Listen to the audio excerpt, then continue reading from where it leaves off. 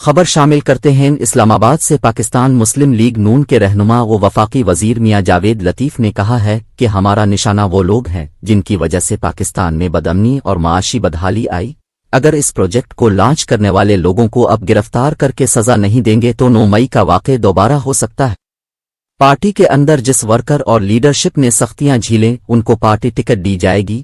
میاں جاوید لطیف نے مزید کہا کہ جنہوں نے پارٹی ہے ساتھ سٹینڈ نہیں لیا ان کے بارے میں فیصلہ نواز شریف خود کریں گے۔ نواز شریف مخلص ورکر کے لیے ایک بڑا پیکج لے کر آ رہے ہیں، ایک شخص کو نیچا دکھانے کے کہ جو فیصلے کیے گئے وہ بھی احتساب کے عمل سے گزرے گا۔ سیٹ ایڈجسٹمنٹ کے بارے حتمی بات نواز شریف ہی بتائیں گے۔